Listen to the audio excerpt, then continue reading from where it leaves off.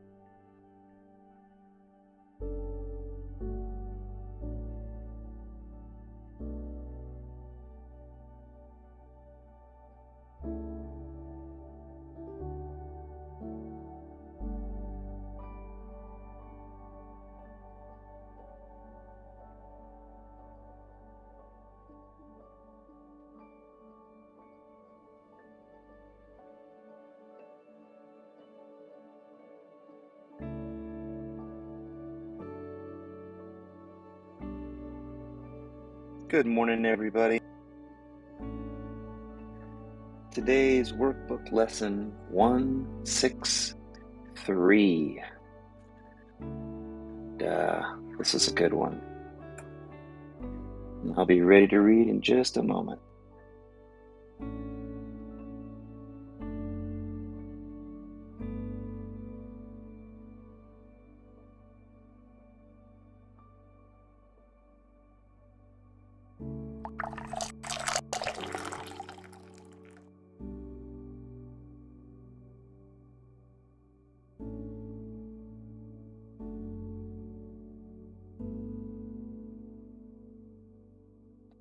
All right, let's get into it. Today's workbook lesson 163. There is no death. The Son of God is free.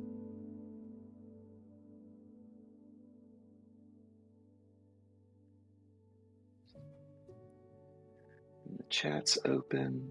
I think we got everything lined up the way we need it. All right, lesson 163. There is no death. The Son of God is free. Death is a thought that takes on many forms. Actually, you know what? I'm going to take a moment and give you a tiny bit of backstory that I went and read yesterday. Dad had a great suggestion to go in and check something out in this book. And there is a section in the Purple Book, which is the book that we use that goes back historically and looks at what's going on at that time in the world.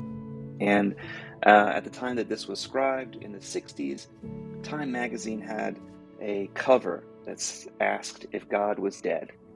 And this is slightly in response, or at least tangentially, familiar with that kind of life situation. So the whole country was questioning, does God still live? Is he still existing? Is he still, in a way, kind of just questioning things?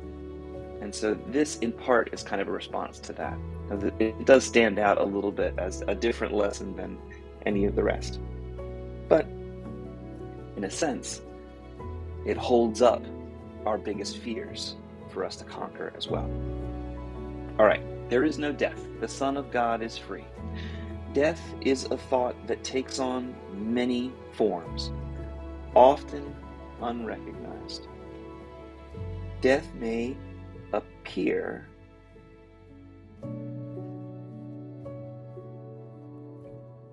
as sadness, fear, anxiety, or doubt. Death may appear as sadness, fear, anxiety, or doubt, as anger, faithlessness, and lack of trust, concern for bodies, envy, and all forms in which the ego's wish to be as you are not may come to tempt you.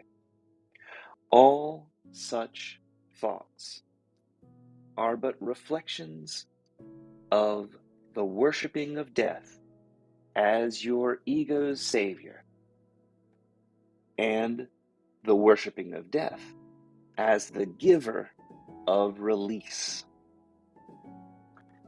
Death is the embodiment of fear. Since death is the host of sin, God of the guilty, and Lord of all illusions and deceptions, does the thought of death seem mighty. For death seems to hold all living things within death's withered hand, all hopes and wishes in death's blighting grasp, all goals perceived but in death's sightless eyes.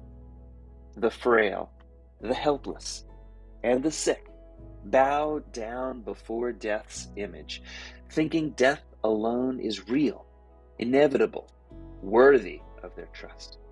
For death alone will surely come.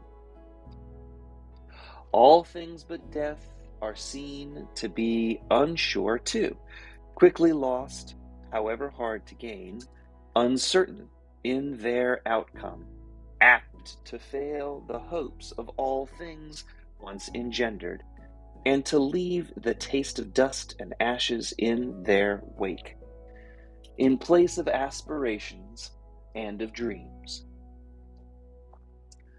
But death is counted on, for death will come with certain footsteps when the time has come for death's arrival.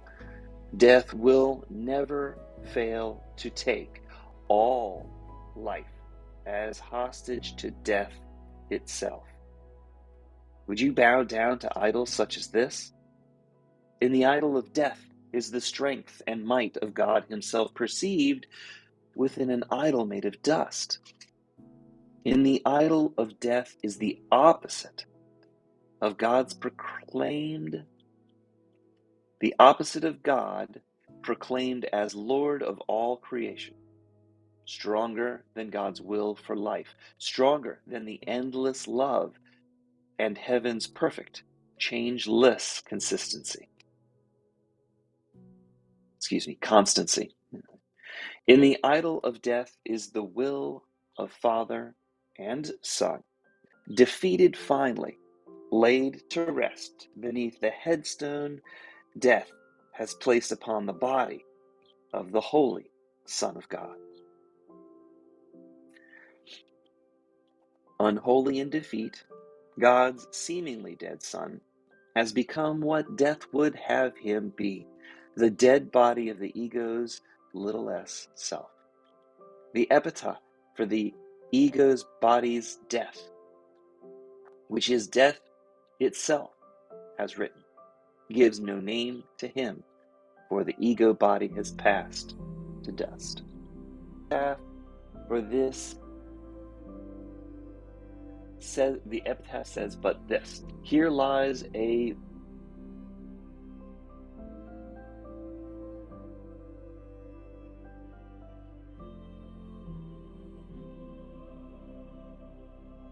witness, God is dead.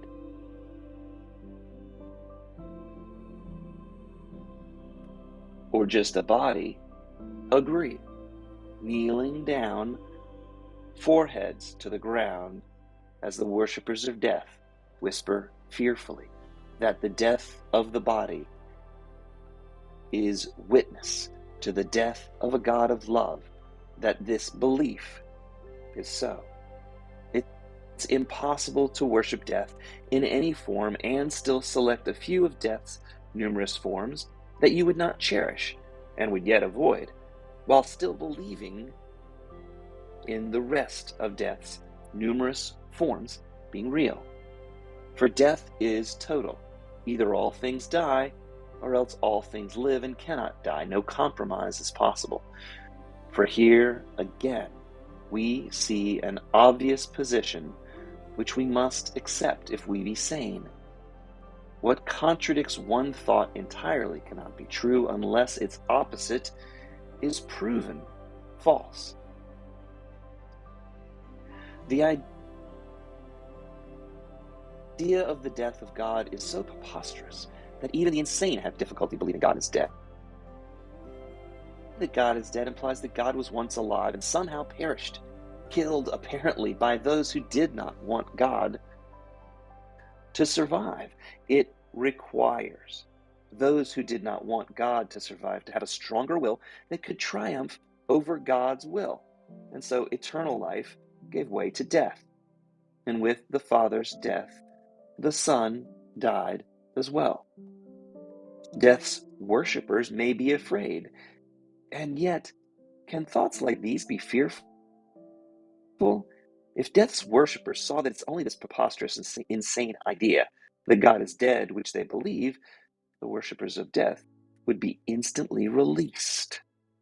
And you will show the worshippers of death this today, that God is not dead. There is no death, and we renounce death now in every form for both the worshippers of death's salvation and our own salvation as well.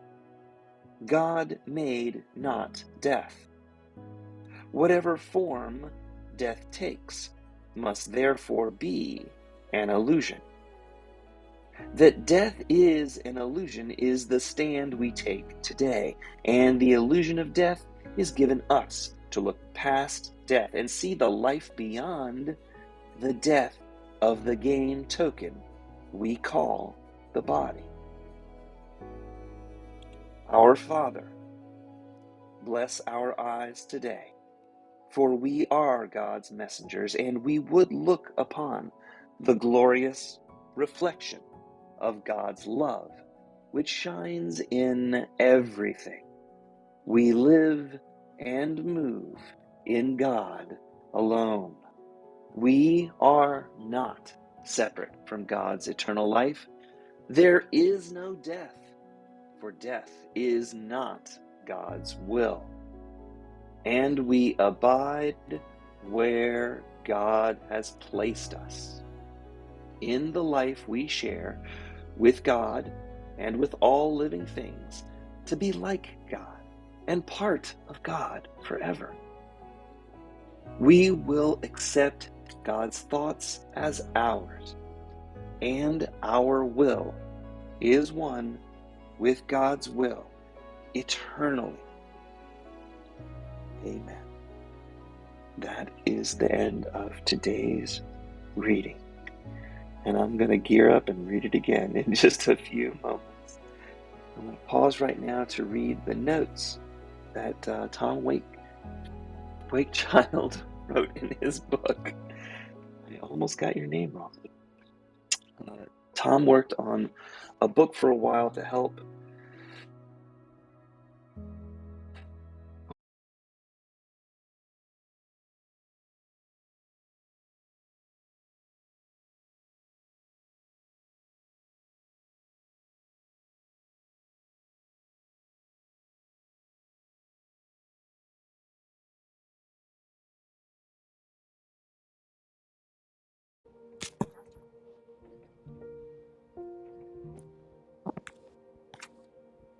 somebody. Janine? Is that Carolyn? Well, y'all are going to have to forgive me for the network issues Welcome here. back. Oh, Yep, hear you now, Lee. all right, great. Back online. I'm going to have a call with Xfinity later on today, I think. All right, here we go. The notes to lesson 163. There is no death. The Son of God is free. Today's lesson was, I am as God created me. Yesterday's lesson was, I am as God created me. Would God create something that would die? The real definition of death is not the death of the illusionary body. Instead, death is defined as any thought that claims you could be something you are not.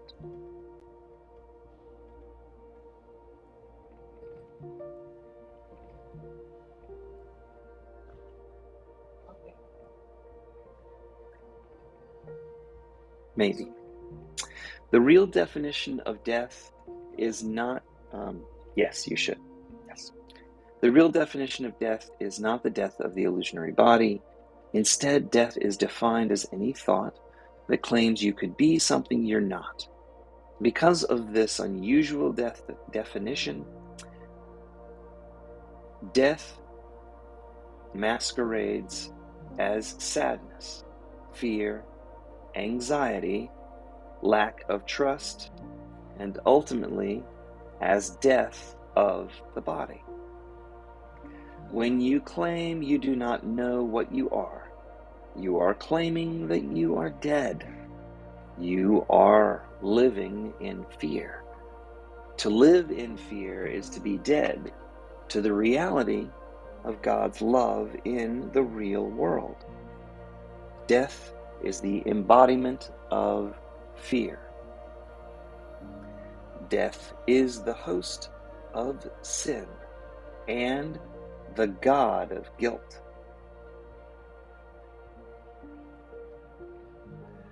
Death proclaims itself as the Lord of all illusions. The deception of death is the only certainty in the world of time and space. Thus, death appears to have power over life itself. The death of our body is the ultimate witness that our ego's will is stronger than God's will. Death proves that the God of love has been killed by our ego's God of fear, and that fear is real. Death is total, in that either all things die or all things live, for there can be no compromise with death. Death either is or is not. God did not create death, and therefore death cannot be real. Death is total, in that either all things die or all things live. There can be no compromise with death. Death is either is or isn't. God did not create death, and therefore death cannot be real. God created life, for life is creation and God's completion. Life is all that is real. The ego looks upon death as the only sure thing that we all must eventually endure. The ego holds up death to be our savior and proof that the ego's vision of our little s self is correct. Death proclaims that God's will has been usurped by the ego's will and that God is dead. Unfortunately, you cannot believe that something dies without the belief that all die. If God is dead, your death is also inevitable, for death must be total, with no exceptions.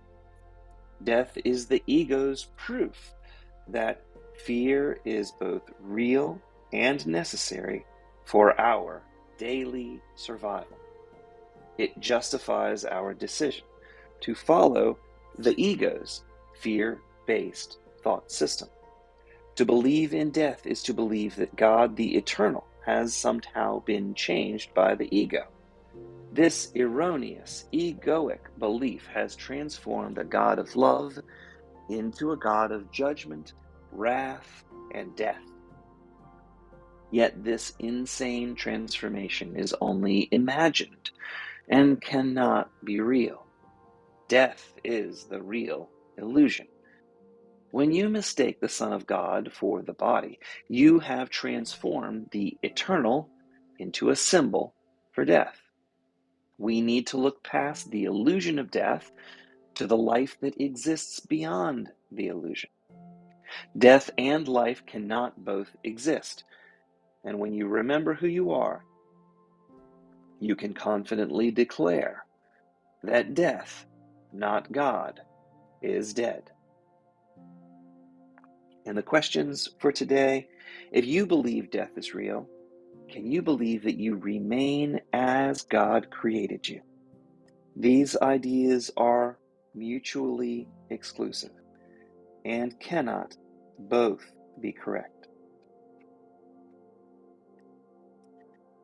So the question is, can you see why death is the ego's ultimate proof that the ego's will is stronger than God's will?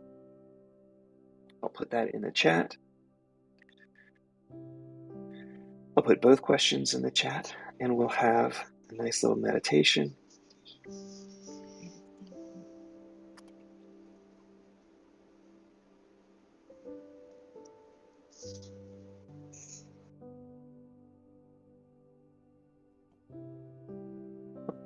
It might have been me.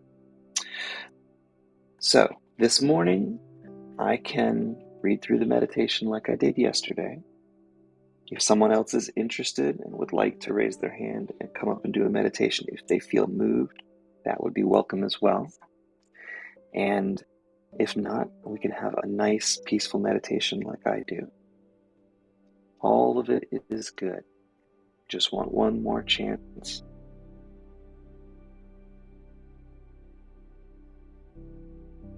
to get this lesson down deep into our psyche. Andy, I know you're down below, and we talked about you doing it at one point. If you're interested, let us know.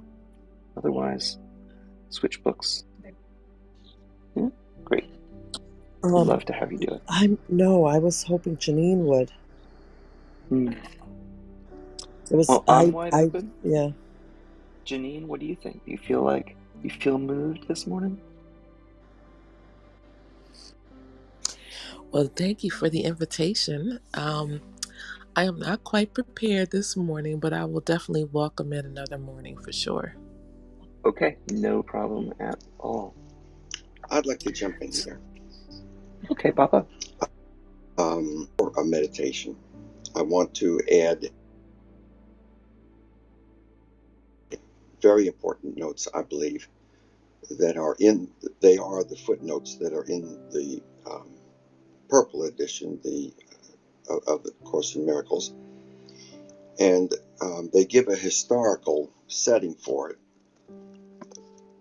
And I think that it's kind of helpful to see it from the historical point of view. Even as I'm saying this, I'm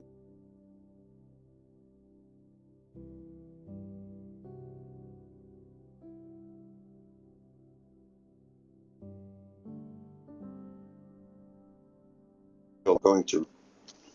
This lesson was dictated by Jesus, as we know, in April of 1970. That was several years after they started working on it.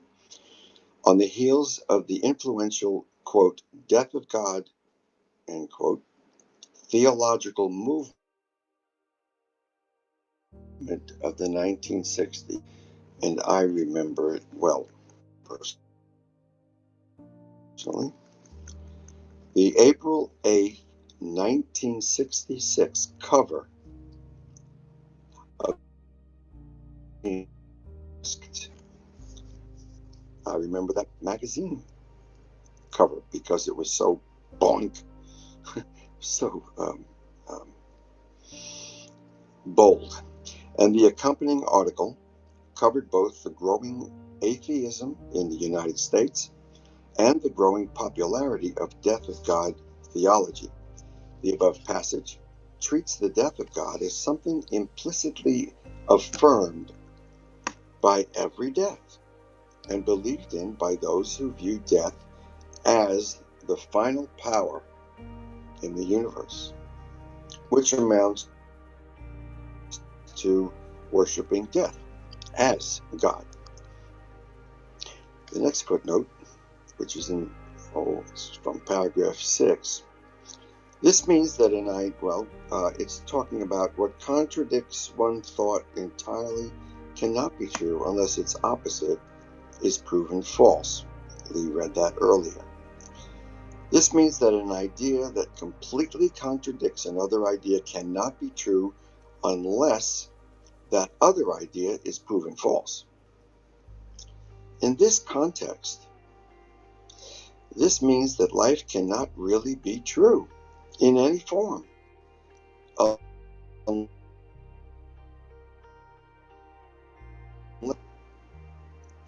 in all its forms.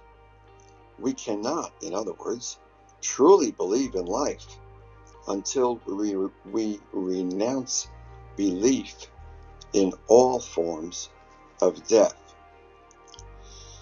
Now, the next is the longest one, but it's the historical setting, and I think it's important for everyone to understand where this idea first came from, and it was actually a misunderstanding of a very famous writer. And this is note 315, which comes in paragraph 7. The idea that God is dead because he was killed, quote unquote, or quote, by those who did not want him to survive, end quote, is possibly a reference to the influential passage in the writings of 19th century German philosopher Friedrich, that is,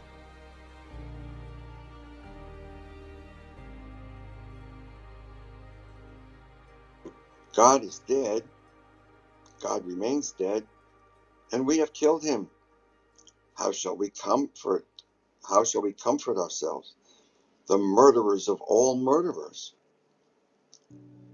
What was holiest and mightiest of all, this is all from his book, what was holiest and mightiest of all that the world has yet owned has bled to death under our knives.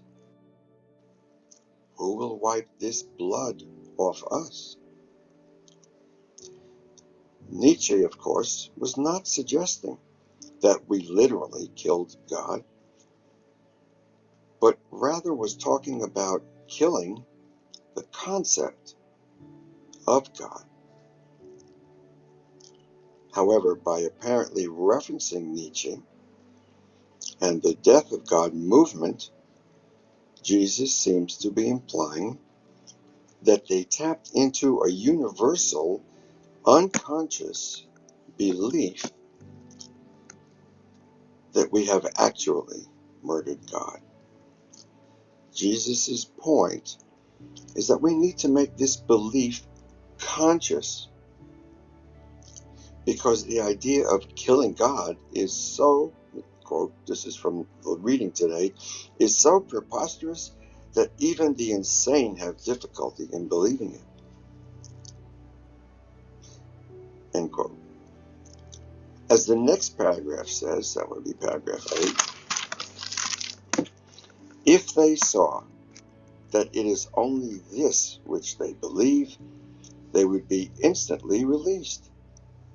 In other words, if they made their belief in the murder of God conscious, they would simply not be able to maintain the belief.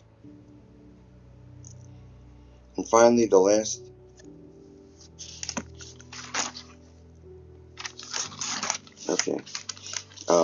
the last paragraph, which Lee read in the Purple Book, is all in italics. Which I'm going to use that, Papa, for a okay, meditation. perfect. Okay, and I'll just say about that. In him, it's a quote from Acts in the footnote. In him we live and move and have our being. The reason the course substitutes breath for move here may be to emphasize the theme of life, since breath signifies life. To you, Lee. Go for it. Thanks, Papa. A lot of times it's helpful for our brains to have some stuff to distract so that we can sink deeper into a given learning. So today, all the words you've heard so far. You can let them wash over you and wash away like the tide that cleans the beach and gives you a blank slate for a brand new day. Today's lesson talks about death more than any other lesson. And my concern with giving a meditation and rereading the lesson with that word in it over and over is that I felt like I was going to push us in the direction where we're thinking more about that rather than less. And so,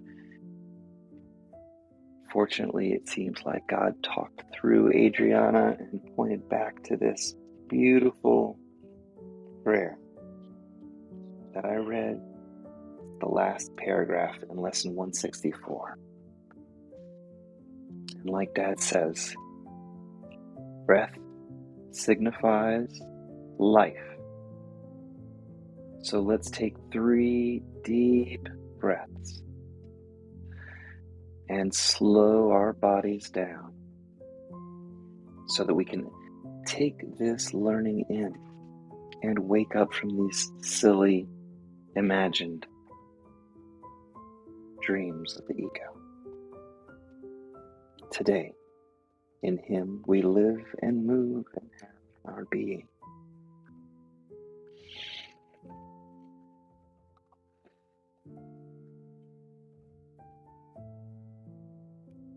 Let's take 3 deep breaths on your own, nice and deep and quick and low. Don't worry about how long you do one or the other, but get a good cleansing breath in your body and get ready to take nice, slow 6-second breaths with me.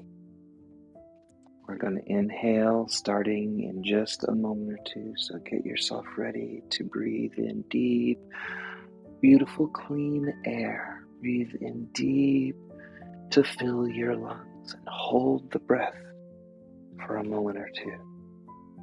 And come back to this present moment and feel that breath as it warms up in your body slowly with control. Let that breath go. Let that breath flow out from you. And when all it's gone, take a nice, slow, deep breath in. A deep, cleansing breath with plenty of cool air. And hold that breath softly and gently in your chest. Hold that breath and let your lungs do their job. Hold that breath and feel the life flow in. Let that breath go with control, nice and slow, nice and slow. Breathe in deeply. One nice big deep breath. Pull the oxygen in and hold it.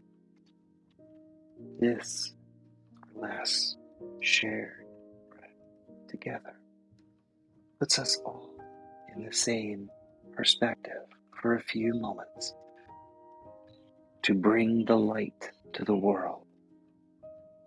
So as you exhale, come back into the light.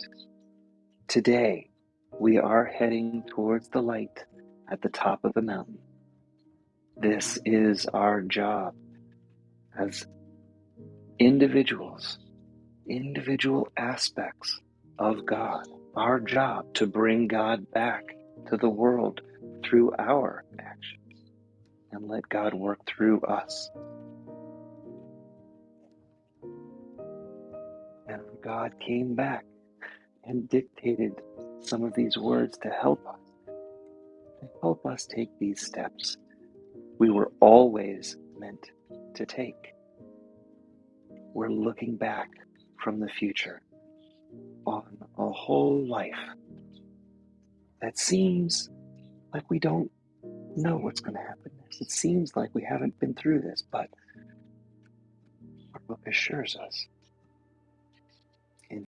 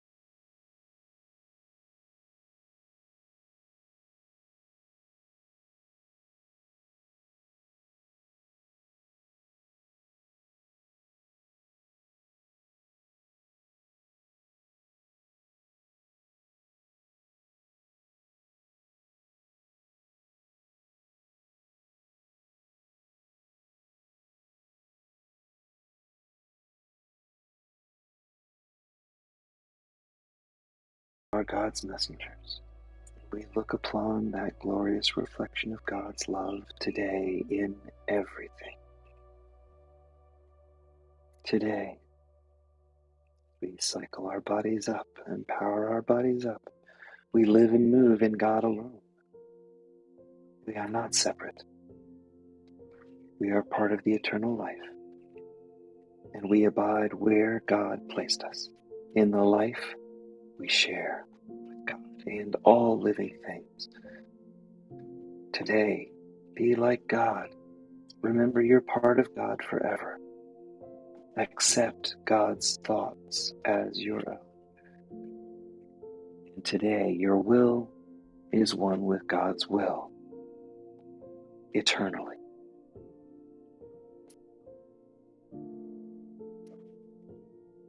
Thank you for joining us again this morning. Today's lesson 163 comes at a key point in the year, about halfway through the year.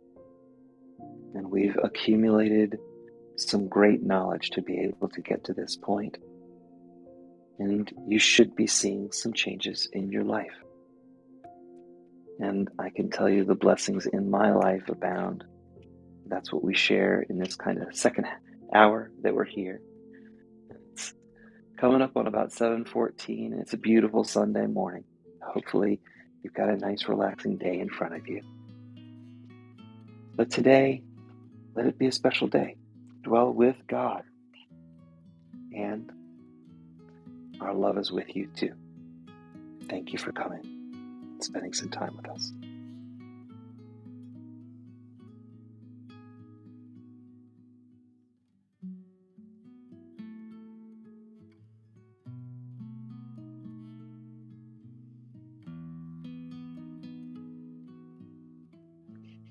Good morning, everybody.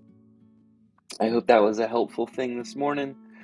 it certainly is helpful for me to dwell and meditate and do this. So hopefully everything is good. Not sure what's going on, but something funny is going on. So come on, Dad, tell me what's going on. What are you guys laughing about? Oh, you don't know, huh? You don't know. Yeah. Okay. I think my dad's being a little devil. Happens. All right. Well, happy Sunday morning, everybody. I hope you guys are doing well. Uh, hope I'm not talking into a void. I think at least Adriana can hear me. But how's everybody doing? Hi, Andy. How are you? Hi, Janine. I'm Hi, well. George. I just woke up. Thank you. That was wonderful. I just wanted to. I don't know if I definitely am not the one to do a meditation unless I've scripted it first. I don't speak very concise, but So, yeah, and I don't. I don't know. I just feel awkward right now about the whole meditation thing. I just feel, yeah, it's just. I don't know. Maybe I don't know if I can explain this on my own, but I'll try. But like when I don't know if it's what it is that the words. Okay, the alpha state of level of mind is what gives the message to the theta state, which is the subconscious. And when people are often yeah. in alpha and even in theta and don't realize it once they've been doing it a while. It happens very easily, and that, yeah, and that part of the mind, the subconscious part, does not hear the word not. So it would leave it out. It would neutralize that word because it just seems to be able to grasp pretty concise, simple statements. Do you know what I mean? Um, and it believes every statement. So it can't really decipher like the concept of not, because not or don't, they sort of tangle the idea. So the idea gets put one way, and then when you hear the word not, you have to like retract, sort of. Does that make sense? No? Yeah. How Does it make about, I sense? know what you're because I talking do, about. I'm Oh, sorry. I'm sorry. sorry. I just want to say something because I'm really thrilled to have an experience of meditation with Andy. So I want to propose this to Andy if she agrees. Why don't you pick a number from the numbers that we have left on this section of lessons? Why don't you pick a number and you just prepare the meditation? And because because you have so much experience with those kind of processes that I truly believe that it could be very enlightening for us to have you doing one meditation. If it's something that you are like yeah, agreeing on to. I'm not trying to force you or anything. It's just that I'm really curious about your perception on a meditation. So I would love to have one meditation from your side. Hmm. I really think Janine is very equipped to do that. I feel like Janine would really bring it.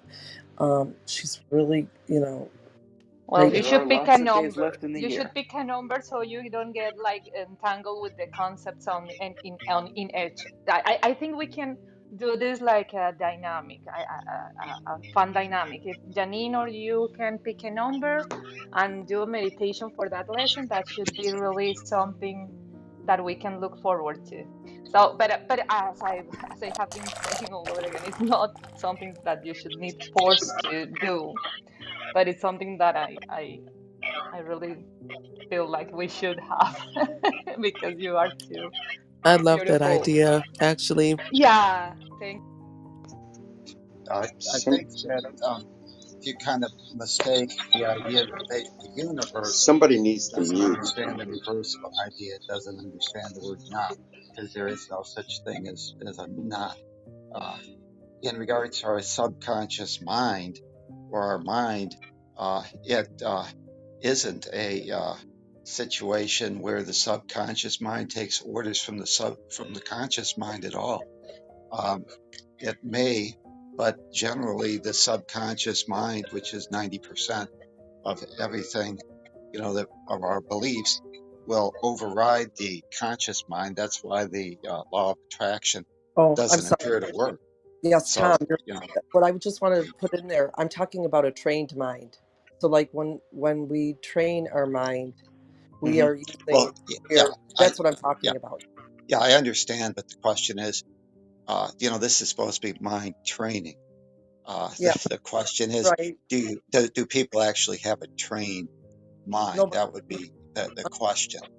But right. I'm just saying a leaded meditation. I'm sorry, you said right. A meditation that's led should be like part of the training. And that's what I'm mhm, thinking. That's what I'm yeah, thinking now. I could be mhm, wrong. Well, that's how I'm yeah, feeling, I guess I should say. mhm. But I think yeah, I Rainbow. Oh, okay. go ahead. No, it's just that I think Rainbow wanted to speak at the same time as me, so I wanted to not forget the opportunity, not forget to give her the opportunity to speak.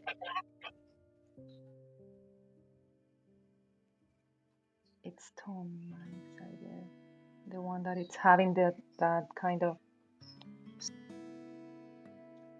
rainbow. Rainbow. If you wanted to set something, you can have the mic now. I'm sorry.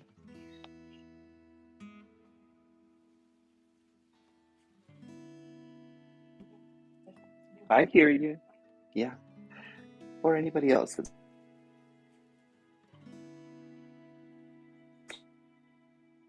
like to comment. Yeah, I would like to Hi, comment. Good morning, Janine. everybody. Morning. Hi. Hi there, Bob, Lee, everybody. This topic, this is so interesting because, as you guys know, if you probably read in the back channel, I've been up in Poughkeepsie visiting my uncle who is apparently beginning his journey to transition. He has prostate cancer, stage 4. And his game token is suffering. He's wrestling with it. And as his loved one of his loved ones, it's tough to see because even as us, Course in Miracles students, we know what we know, but still, it's just hard. um, I know he's eternal, and it's just his body that's deteriorating.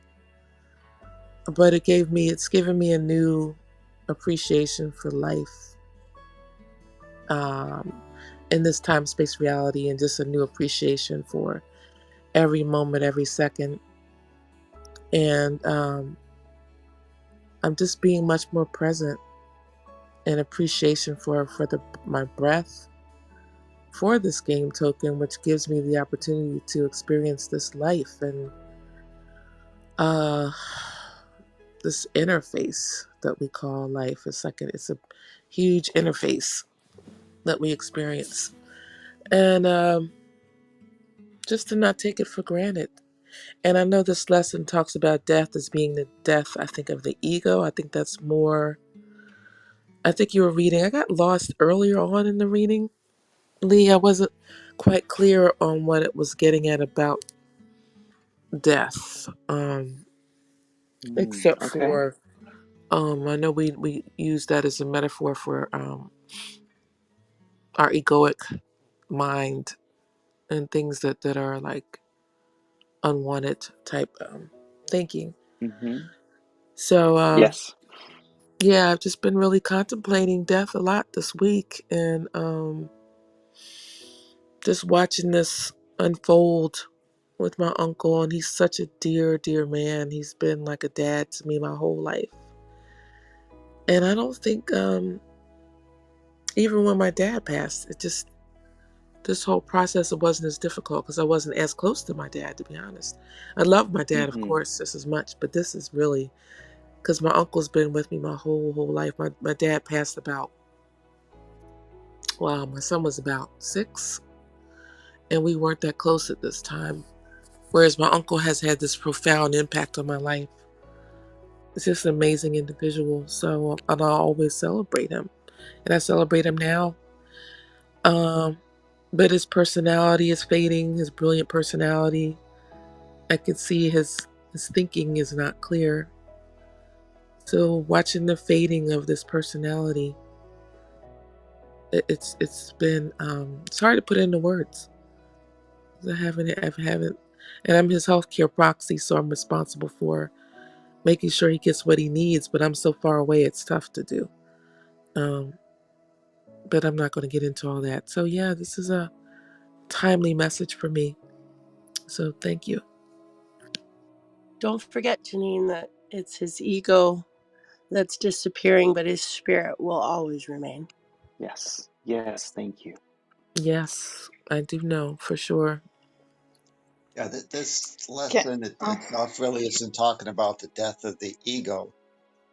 It's saying that the Yeah, I know. belief I'm just that the we way are the she body said that guard. as Yeah, he's aging, when we get old, Alzheimer's, and we seem to fade, our personality seems to fade. That's what I meant by the ego. yeah, but I mean, just in reference, it's basically saying that, uh, and they mentioned Nietzsche, not in the workbook lesson, but in the note that was read. But Nietzsche really didn't say that God was dead. He was saying basically that we're trying, and not we so much, society was trying to supersede and replace God with themselves. And if we look at this lesson, really what we're talking about is God the one that created you and is determining what your self identity is, otherwise that you're as God created you, or are we going to let the secular society, which is basically coming into vogue in the last maybe 150 200 years, the attack on religion and God, this notion that maybe society is the one that determines what you are, and that uh, it is going to be uh, the determining of your self identity. So you have two choices. You can either abide by what society and our material world claims we are, which is a bunch of chemicals mixed together and worth, I don't know, $5 6, or are we something beyond that? And that's what really the question is secular society going to dictate what you are and say that you're a worthless piece of shit, or are you going to reclaim or uh, grasp for your divine birthright and say that you are as God created you? And if you say that you are the bag of bones, then basically, once you go on that assumption, you'll always be trapped in fear. So, it's basically a question: are you God's creation, or are you not? And the Course in Miracles is always black and white. There is no in between. So either your body, and I like to make the distinction: birth is individuated consciousness coming into a body form. Death is individuated consciousness leaving a body form, which is different. So, Course in Miracles is making the argument that the opposite of death is not life. The opposite of death is birth, coming into the body. And it's making a distinguishing thing, saying that you're not the body, and therefore you remain as God created you. But just that secular society is trying to say that we want to impose our own image of what you are, and you've got to decide whether or not that's in your best interest and what you truly are. Uh, thank can I? Can I add something, or did you finish, Tom? I saw your flash mic, your flashing mic. No, Did you finish, I'm Tom? done. Okay. I'm done. Okay. I wanna take the sharing from Janine, because it's really a good example of what we are dealing here with this lesson, or from my perspective, is something that we can uh, have a little bit more in a deep discussion. Yesterday, I was putting on the table the idea of how much of the shadow can you take in and breathe out light. Everything that we see are symbols of duality in our minds, because the mind is the gatekeeper of the heart. What I have been learning is that the heart, of course, is a part of our body, but in the symbolic way, it's of course the house of God, as every single part of your body is. But it's like the in some form could be conceived as the director, maybe. So the mind is the gatekeeper, because in the constructs of the mind, the heart feels welcome, feels acknowledged. In your heart, feel you can feel love or hate. I mean, it's a symbolic way of perceiving things. A face that, now that she shared that with us, I can see like the pattern in my own life and in the life of others, that when an important figure in our nucleus, how do you say when something is like the center, like your family, your nucleus, yeah, thank you. So when somebody important in your nucleus is leaving this level of the form, the mind put all the barriers up, because it is trying to protect the heart from feeling pain. But the heart is the place where everything gets transmuted. So, as the pain is not something that you are supposed to avoid, is how you go through this experience in the most compassionate way for yourself, so you can take all that experience is going to bring for you and your family. And the the result of it is actions of peace and love and support from you to others. Because when somebody in the nucleus die, it's like in your mind, God is dying. I'm saying this because my dad also died when I was 16, and I wasn't raised by him, but I was raised by his entire um, set of brothers and sisters and my mom.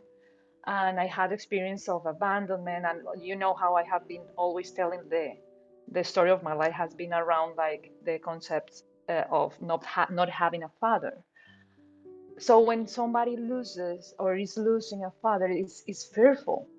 It's really fearful, and it's sad, and it's all the concepts that this lesson talks in at the beginning as the death, because death is not only the perception of losing the physical body. Is death is all the concepts of sadness, depression, feeling lonely, feeling worthless. All those thoughts are the death. So it's not about how can you not having those in your life. It's about can you now see the beauty on it, that if you are now supposedly losing a father, is because now you are getting ready to be the father of your own life, to be the one that it's gonna have balance in the things that you receive from others, and now you will have to feeling do it by lonely, yourself. feeling So worthless, all those thoughts I are know the this is dead. not something to cheer So you up, it's not but about for me, it's a it's not reflection of about how can you how not having every those in your single life experience is of about losing a father can you now has led see me the in my beauty on personal it, that if experience you are to now a greater supposedly conception that I losing a can father, is be the because now father you that are I thought getting I ready to lost, be the because father of your he own is in life, me. He To hasn't be the left.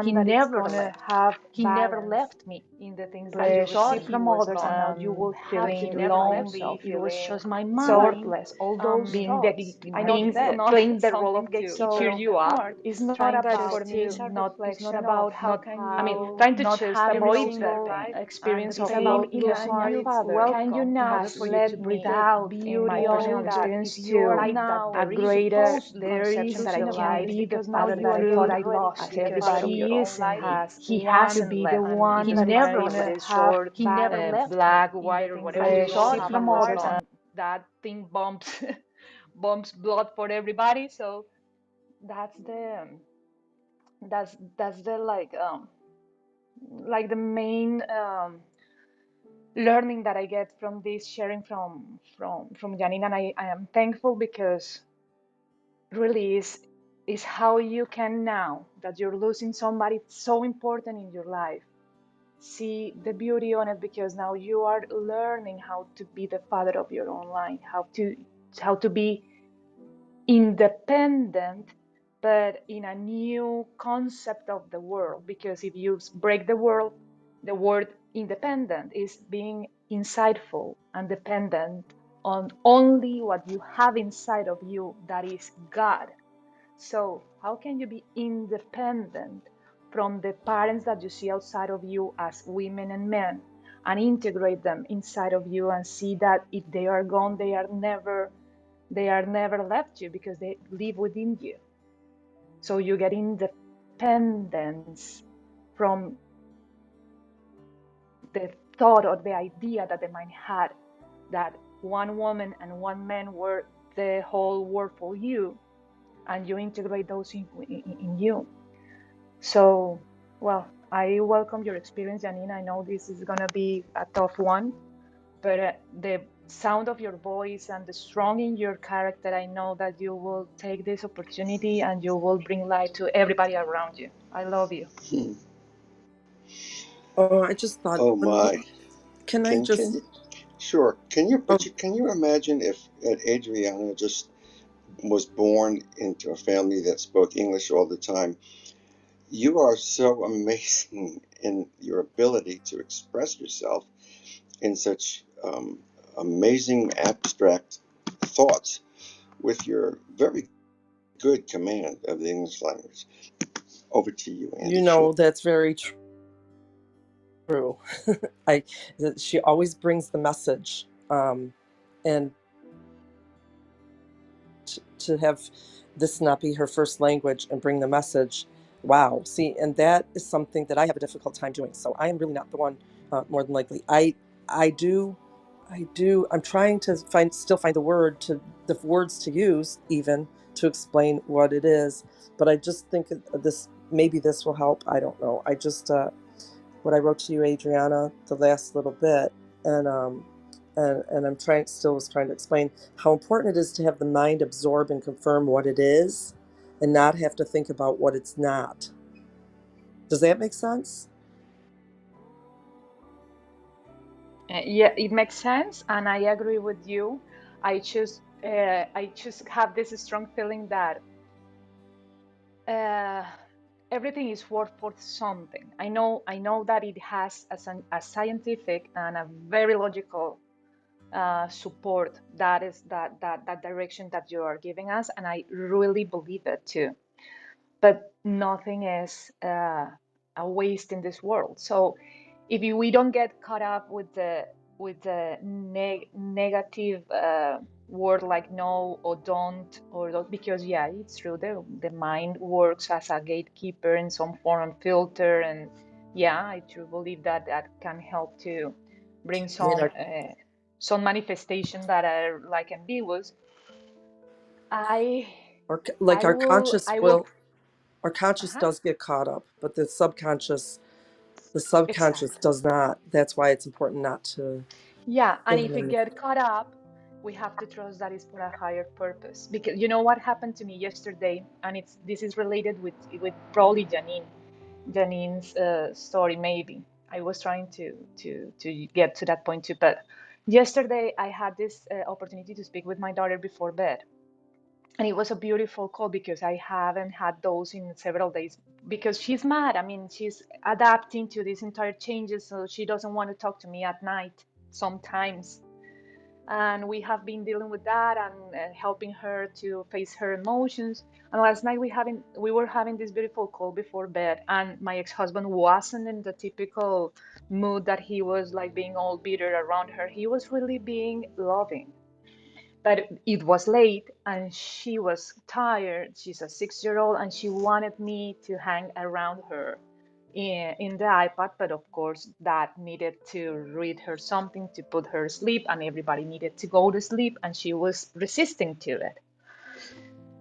And I have this opportunity to keep in my mind this situation, this is strong learning that I have from last week. Like, he has to play the drums, I have to play the flute, because in some point his frustration or his death thoughts guide him to tell her, because she was resisting, to tell her, you know what, Vera, if you don't stop this and you don't say goodbye to your mom right now, I'm gonna leave and I'm gonna leave you all alone here.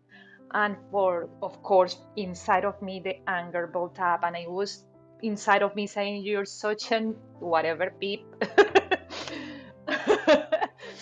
But of course, I don't get to pay attention to that thoughts because that's her drum. That's his drum. I have to play the flute. So I didn't focus my mind on those things. I was really angry inside of me, and I focused on her. Of course, when he said that, she was, no, and she started to, of course, cry louder. And thank God, she heard me and she paid attention. I thought, you know what, baby? That is not true. Your dad will never leave you. He loves you. He is saying this because we are all tired, but he will never leave you alone. I will never leave you alone. I know that you didn't ask for this. I know you didn't ask for this, but we gotta do this together because for some higher reason, we need to learn through this experience that separation doesn't exist. And look at us. We are the three of us right now with you in bed, but we are all tired. You have to go to sleep. We all have to go to sleep. And you will have tomorrow the energy to play with me, to do fun things. It's a decision we have to do every day. I get to say this word yesterday to her, and she calmed down. And she said, well, mom, okay, I'm going to say goodbye, but you hang up. She was still mad, but she wasn't in that kind of huge fear. So I didn't have to agree with Kurt in how he should address the situation, but I had to take it all inside of me. It's like what I was telling yesterday, how much of the shadow can you take inside of you, and whatever is coming out of you are words of peace, are words of light, are words of it's okay if he has to play the drums because I'm going to give you the flute and we're going to create harmony. In some point of this rehearsal, we will create harmony. And it's the same with words. With words, there are some words that are really annoying. For example, at the beginning of our process, all together, when Tom mentioned the thing that the body is a game token, I was like, my mind was rejecting like game token, but that like disregard the things that we need to take care of us, well, whatever. And then I realized that yeah, it's something in my mind that is putting resistance to some part of the existence that I think is negative. It is okay if it is negative. And if it goes out, it will have to go. For example, in meditation today, Lee was mentioning time. And in my mind, I was already focused on the light and I was in my Zen mode. But when he mentioned time, my mind was telling me, you have to tell him that he shouldn't speak about time when it is not mentioned in the lesson. My mind was still trying to build up barriers for me not to see the light in every word that he was saying. And as I noticed it, I was aware, conscious that was a rejection. I just said to myself, no, I'm going to just hear the birds and I'm going to just connect with the words of light, and that's it. And I enjoy the meditation, the prayer, and everything, and I get to just be at peace at the end of it. So I'm sorry I took a long time in this intervention, but I got like very excited.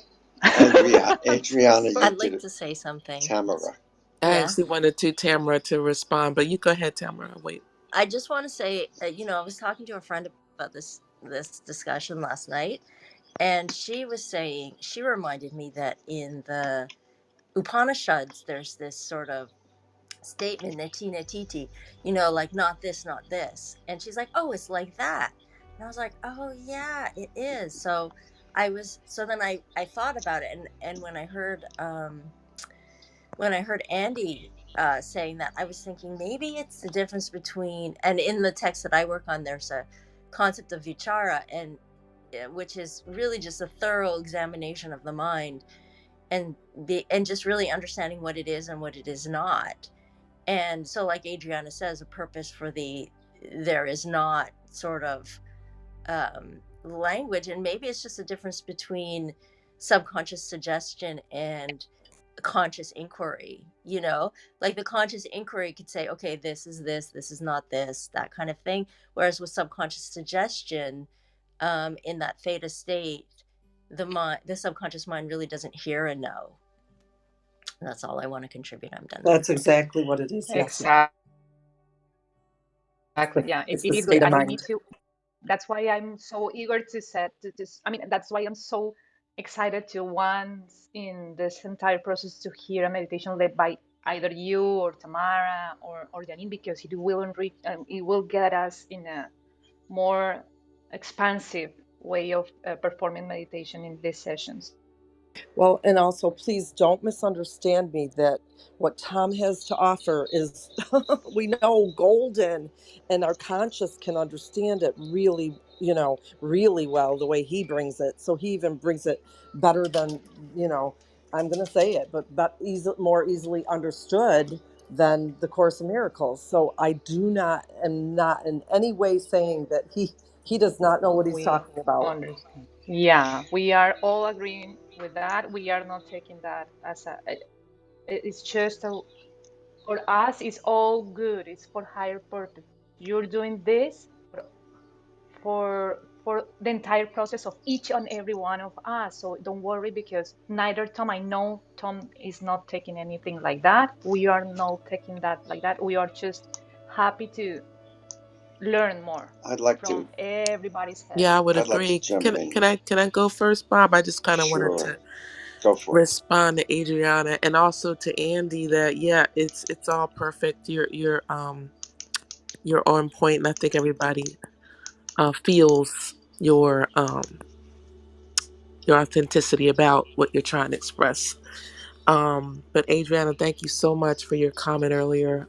I really appreciate that about your dad, and yeah, you have a way of saying things. I know when you were talking up to your daughter, that statement you said to your daughter calmed me down. It made me feel good. So you have a great way of expressing yourself. And for me, my uncle's kind of like I would compare him to like the sun um, in the sky, because the sun is it's just there, and we know it's there. It's all we trust it. We you feel its warmth. You feel the surety, the security, and that's what the love of like my uncle feels to me. And wow, it made me think of that song that Elton John sings. Don't let the sun go down on me. That's one of I love that song. Um, but the sun isn't going down because there's God, there's the Holy Spirit, which is the actual the force behind that. Um, and I know that. But as our loved ones transition, there's that peace. We're going to miss that unique specialness of them. Like our heart is going to miss that peace. Even though we know they're not gone, that they're just transitioning, they're always there. Um, that's the piece that I think that's the tough part. And when I went into meditation and prayer, I send him love and light. I mean, I don't have to send him love. I am love, he's love, and we're connected. But I just focused on him in his room and just light and knowing, letting him know he's not alone.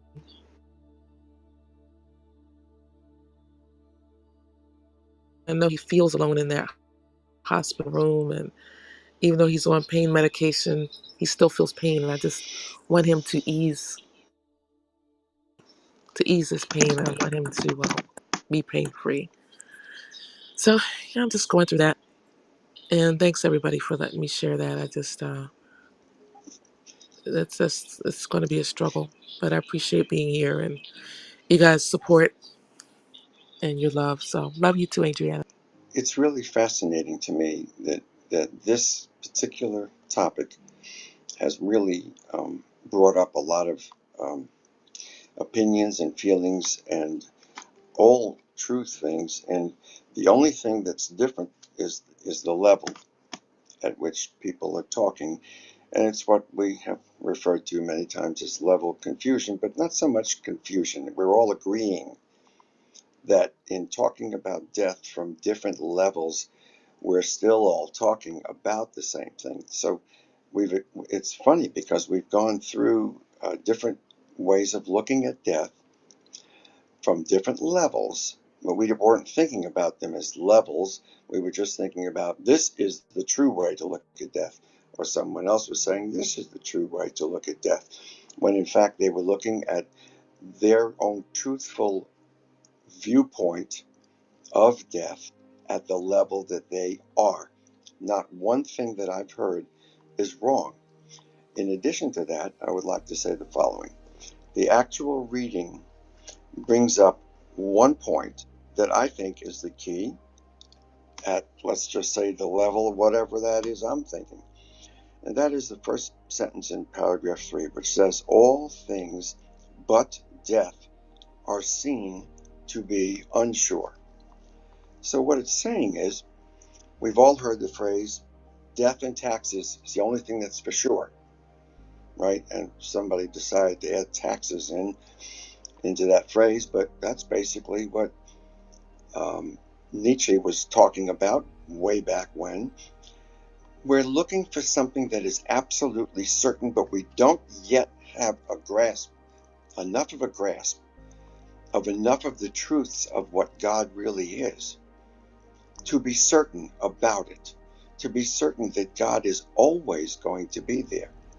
So until the certainty of death is superseded by the certainty of God, that death is the most certain thing we can count on.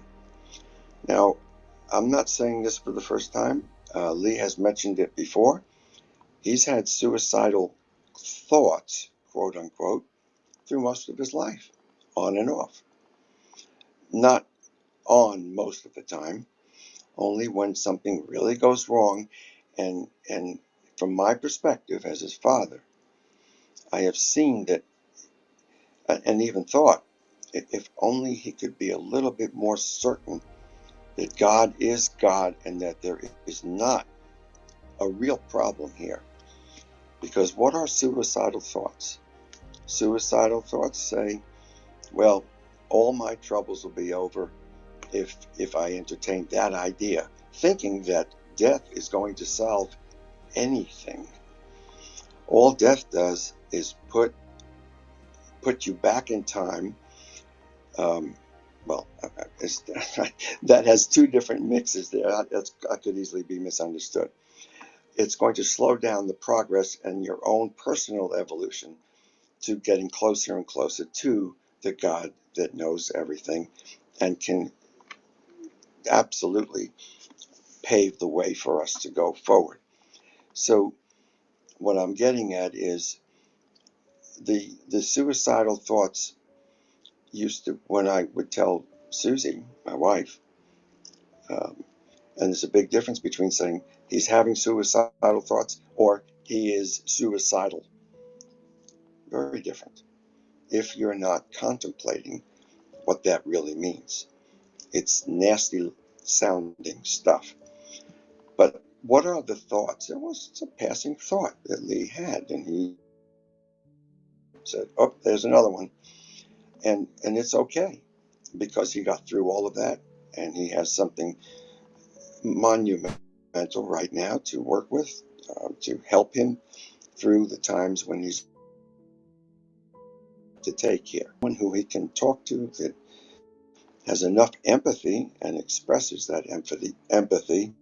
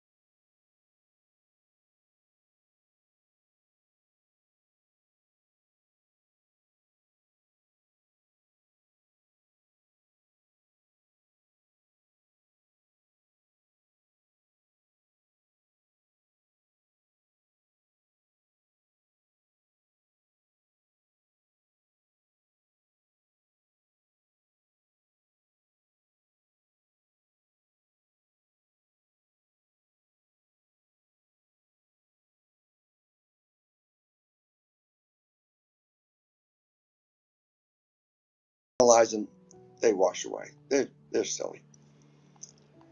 Other thoughts are not the ones that wash away. They're the ones that we can be certain about.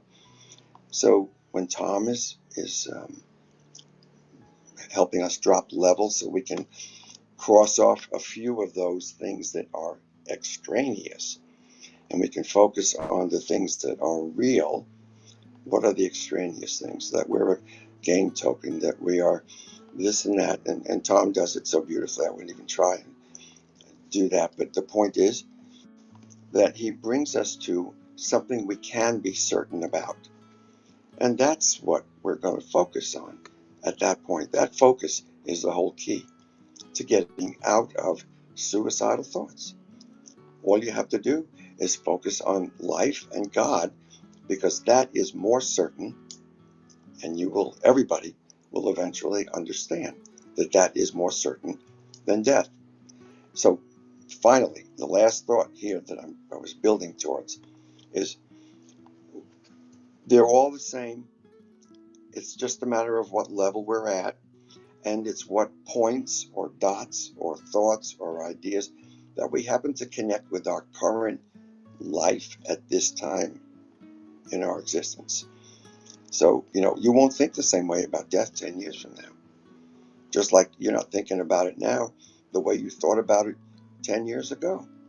You might have had one or two experiences. It all changes. Time is where we learn, and it's what Tom says all the time. That's where we learn all of these differentiations, and we also get rid of a lot of the extraneous stuff so that we can focus on the really good things. When Adriana, when Lee started to read the meditation, she walked out on the balcony where she lives, and I got such a tickle out of that. I knew why she was walking out. She was walking out because it was peaceful. The birds were chirping, the sun was shining. But I made up a little silly story, and I said, "Uh oh, she's going out there. She's going to jump off the balcony. Oh my God!" And the whole thing was just silly enough to make her laugh. She's laughing now, and it's all about the level you're at. Everybody's at a level. That's all. It's just maybe a different level. And some of us don't want to be at the level somebody else is. And some of us wish we were at the levels. It doesn't matter. We are where we are. And we are who we are.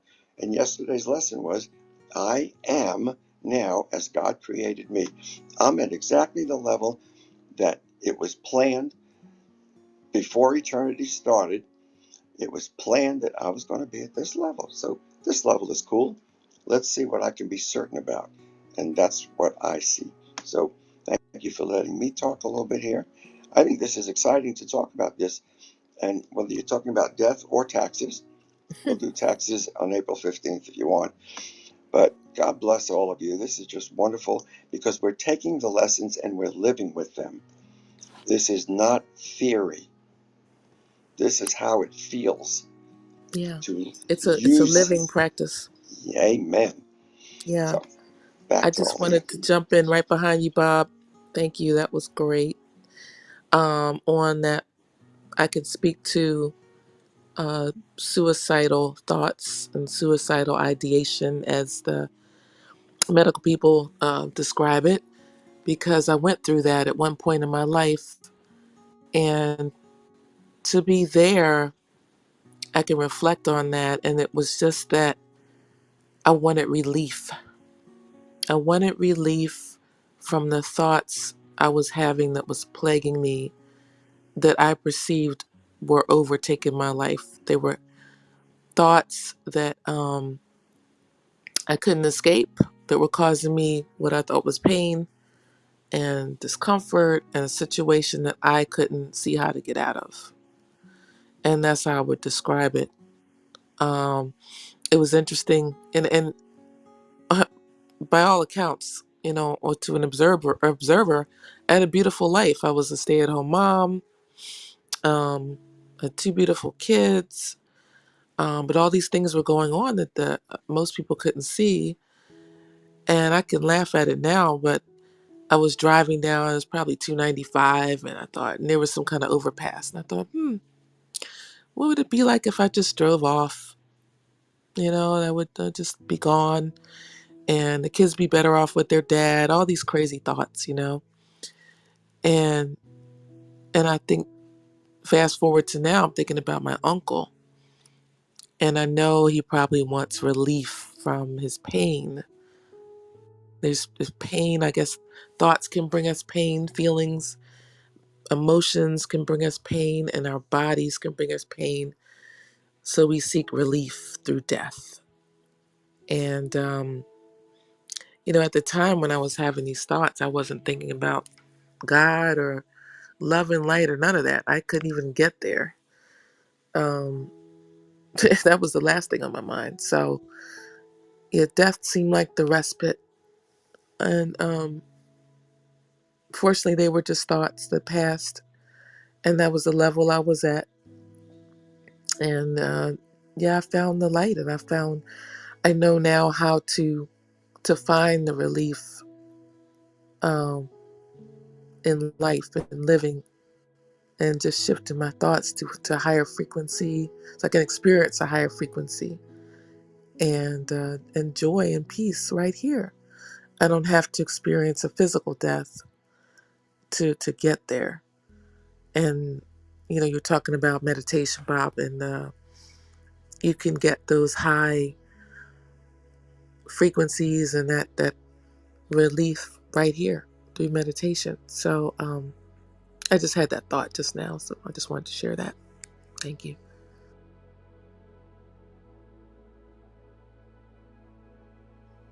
Oh, beautiful.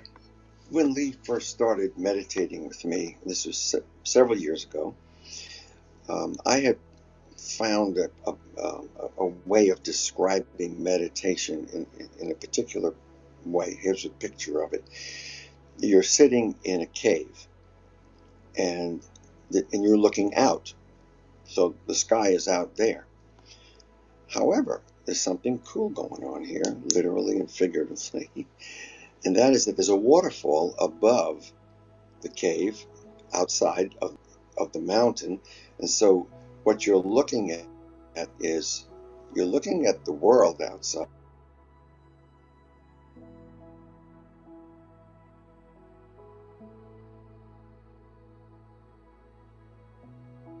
rain. So and you don't want to go out there right now because you're going to get all wet, for one thing. And so you just stay there and you sit and you watch, and you you enjoy. You start to focus on the droplets of water, and maybe how the sun hits a droplet and causes a little teeny rainbow, or some other, anything that you want, anything that comes to you. But you're seeing this water continue to go.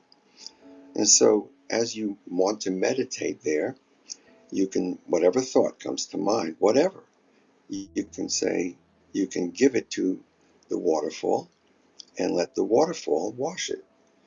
Then it becomes clean, and it's something that you can enjoy, a thought that you weren't enjoying before. Someone recently told me that she knows someone who has suicidal thoughts, and did I know anyone in that particular country that could talk to that person? And what's amazing right now is what I'm saying here, to me, is amazing only because the idea of suicidal thoughts are always temporary. Ultimately, they are temporary if we keep on living. So a suicidal thought is just, I got to get out of this mess I'm in. The only thing I know for sure is suicide. That's death is for sure, and that's what this lesson today, lesson 163, is all about. All things but death are seen to be unsure. So that's the way people get some thoughts. They want something that they can count on. And the whole way to give them something to count on is simply to do what this book does better than any book I've ever known. But it's in addition to all the books that I have read in ever so many years. And that is, this book expresses the rest of the story that Jesus wanted all of us to know. Part 1 was at the Sermon on the Mount. I believe this is part 2. This is how we can see the whole thing and understand that God is for certain. Which, if God is for certain, God is definitely there. We have experienced Him by the time we finish these lessons. Most of us already in the lessons and the text. That is the most important thing any person who is contemplating suicide and telling you, I have suicidal thoughts. That's what they need. But that doesn't mean you start preaching about God to them and quoting a bunch of verses necessarily. Maybe in some cases it would help. But it's about loving that person, because we remember that God is love. And loving that person is the best way to be able to help another person who has suicidal thoughts. So I just wanted to bring that in, and I'm preparing, because Lee has asked a number of times for ways to meditate. I'm going to be using that simile and that picture I just gave you, and talking a little bit more, but I think it's a good way to ascend into meditation. So I'll talk with Lee another time. Thank you very much.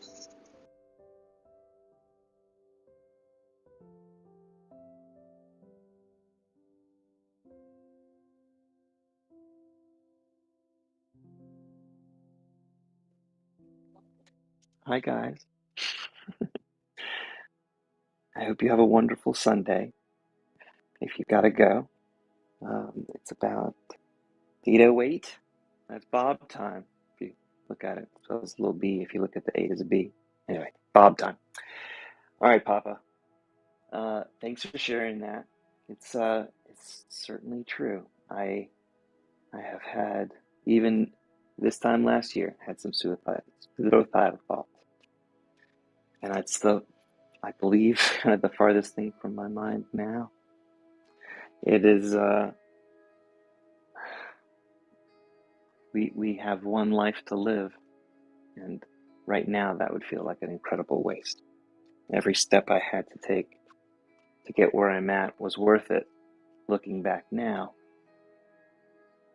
I don't know how anybody can get that across to somebody who's stuck in the smallness. But yeah, the longer we look at the light and work towards the light, I think ultimately we see the higher perspectives, and it makes it a lot easier. So I'm grateful today for every little step, no matter how painful, to get where I'm at right this minute. And I can take that to the bank. I hope you all have a wonderful day. Yeah.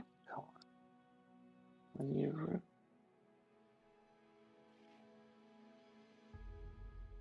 morning. Hello, my friend. Hey, Naz. How are you, buddy? Good. I just caught the last tail end of what you're saying there, and it's so true. You know, like if we think of our purpose and our vision as like a guiding star, you know, we may never get there, but we use it as a direction and just keep on moving towards it. You know?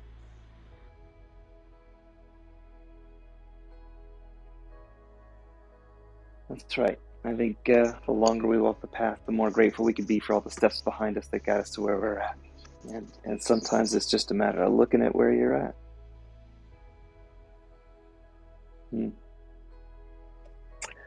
Well, I hope you all have a wonderful day. If there's anything anybody wants to say, the floor is open, and we can also go about our day. Both ways.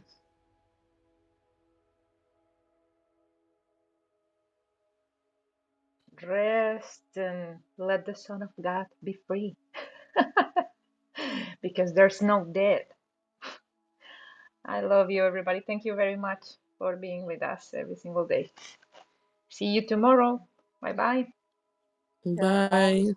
I love all you, is well. everybody. It's a beautiful rain here in New Jersey, and I love it.